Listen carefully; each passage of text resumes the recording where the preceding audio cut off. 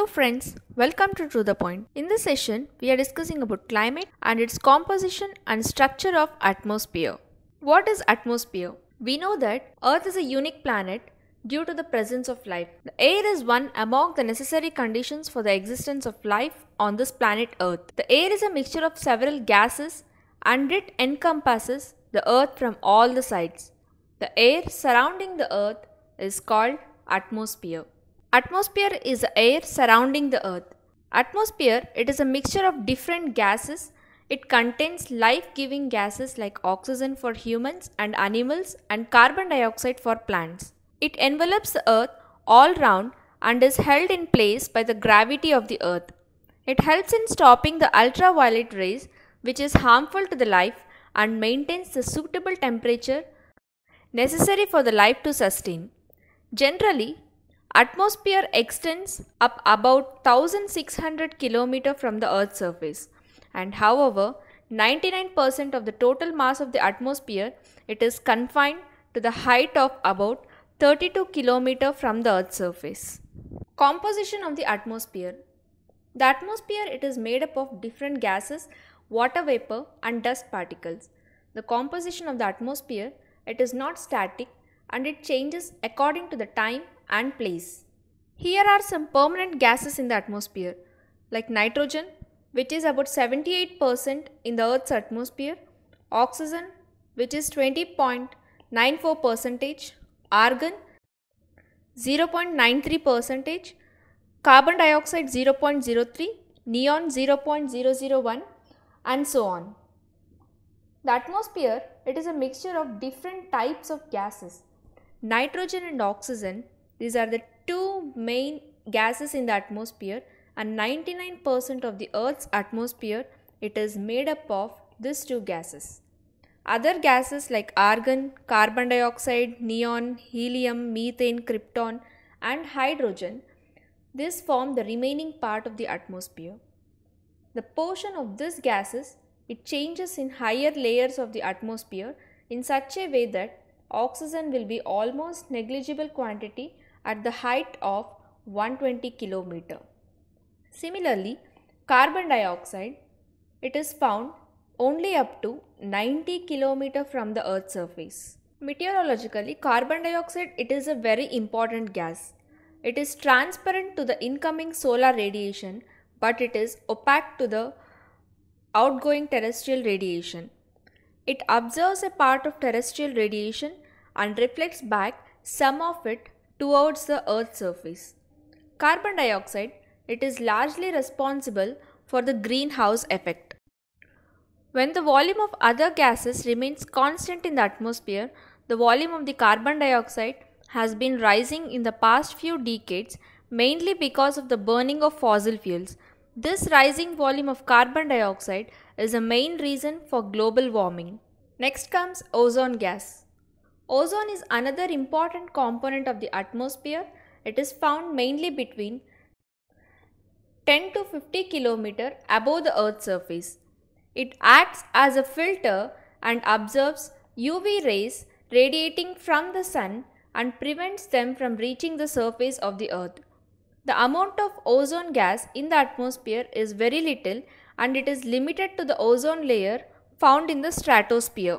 Water vapor. Water present in the atmosphere in gaseous state is called as water vapor. It is a source of all kinds of precipitation. The amount of water vapor it decreases with altitude. It also decreases from the equator towards the poles. Water vapor it is maximum amount in the atmosphere. It could be up to 4%, which is found in warm and wet regions. Water vapor reaches in the atmosphere through evaporation and transpiration. Evaporation takes place in oceans, seas, rivers, ponds and lakes, while the transpiration takes place from the plants, trees and living beings. Water vapor absorbs a part of incoming solar radiation from the sun and preserves the Earth's radiated heat.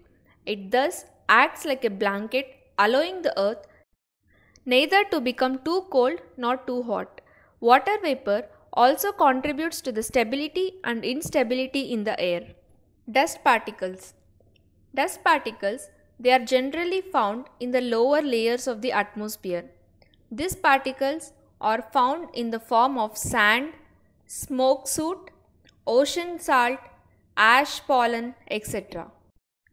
Higher concentration of dust particles, it is found in subtropical and temperate regions due to dry winds in comparison to equatorial and polar regions. These dust particles, they help in the condensation of water vapor. During the condensation, water vapor gets condensed in the form of droplets around these dust particles and thus clouds are formed. Structure of the atmosphere.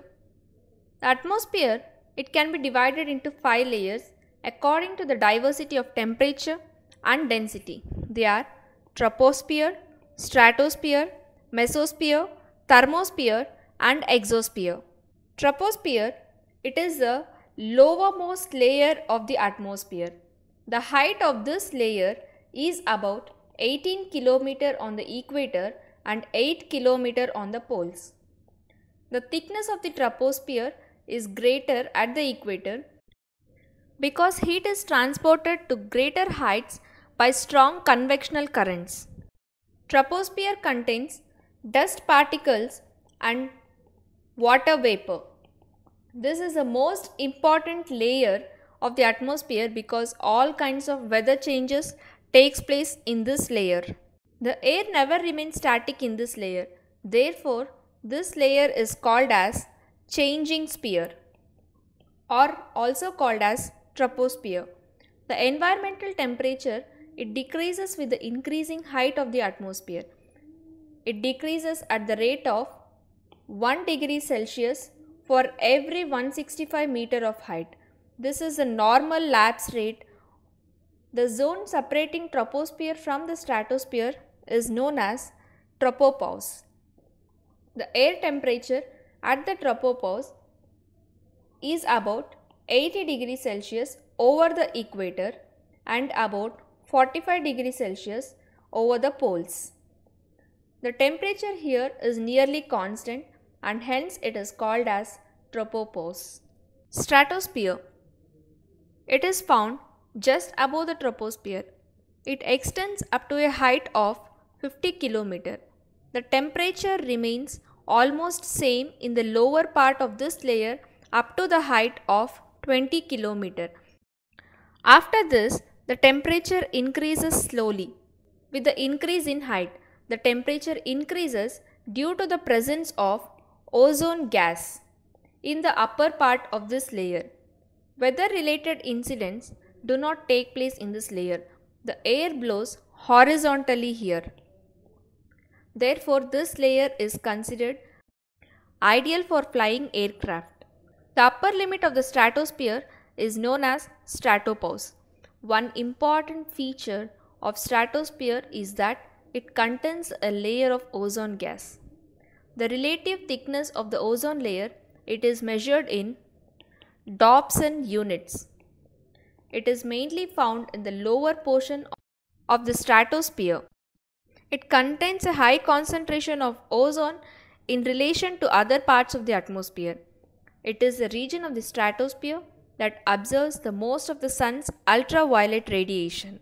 Mesosphere. It is a third layer of the atmosphere spreading over the stratosphere. It extends up to a height of 80 km.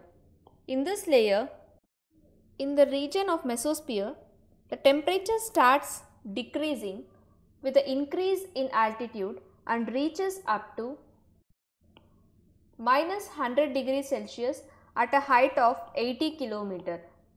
Meteors or falling stars occur in this layer.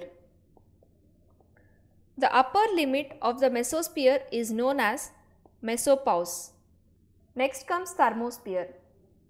This layer is located between 80 to 400 km above the mesopause. It contains electrically charged particles known as ions and hence it is known as ionosphere.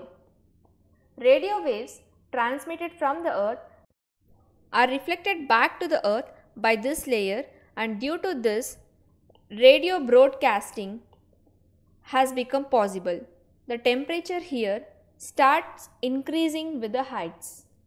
The fifth layer is exosphere.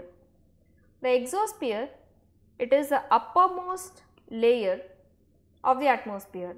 Gases are very sparse in this sphere due to the lack of gravitational force. Therefore, the density of air is very less. That's all for the session. Thank you.